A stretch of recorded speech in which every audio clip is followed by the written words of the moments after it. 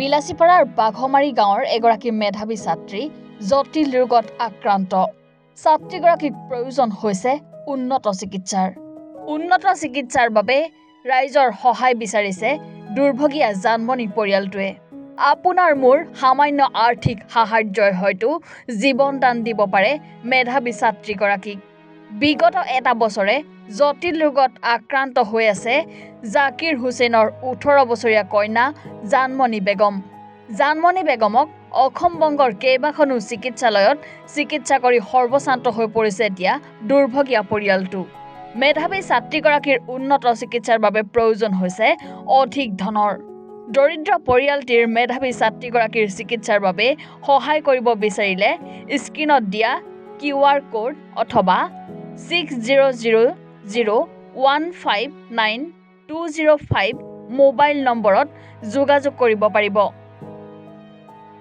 মোৰ ডাঙৰ বেটি যোৱা বছৰ মেট্ৰিক দিছে, লাষ্ট মেট্ৰিকটা দিবেৰে বানিকে তা ওই লাস্ট মেট্রিকের থেকে বেমার করে বহুদিন বেমার পড়া গুয়াহাটি নিলাম 6 বার তুফানগঞ্জ আর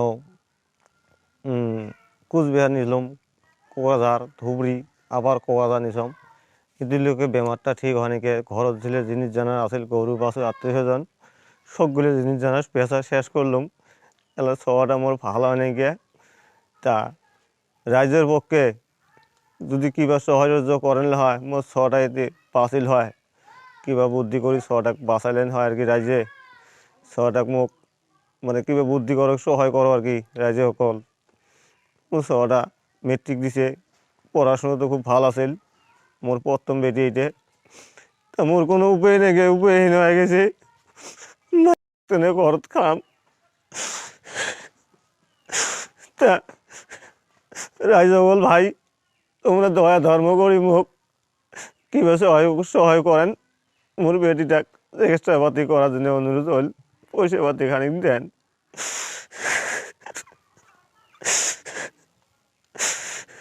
এইটুকু অনুরোধ থাকিল দেন দয়া ধর্ম করি রাইজ সকল।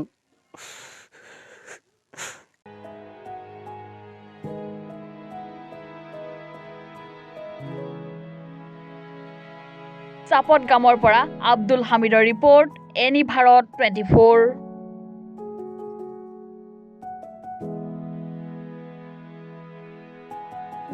নমস্কাৰ, মই অজয় ফুকন আৰু এইখিনিতে সমূহ এনি ভাৰত চেনেলটোৰ যিসকল কৰ্মকৰ্তা আছে সকলোৰে মোৰ ফালৰ পৰা শুভেচ্ছা জ্ঞাপন কৰিছোঁ।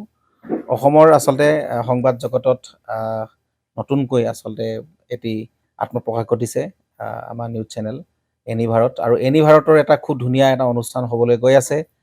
সকলোৱে জানে আমাৰ সকলোৰে মৰমৰ হাৰ্টথ্ৰব জুবিন গাৰ্গৰ গানে কি আনে, আচলতে জুবিনদাৰ সেই গীতৰ আধাৰত আমাৰ হিৰুদাই লিখা সেই গীতটি গানে কি আনে, এই গানে কি আনে নামৰ এটি তেওঁলোকে সাংগীতিক ৰিয়েলিটি শ্ব' কৰিবলৈ গৈ আছে আৰু 15 আগষ্টৰ পৰা গোটেই আৰম্ভ হ'ব।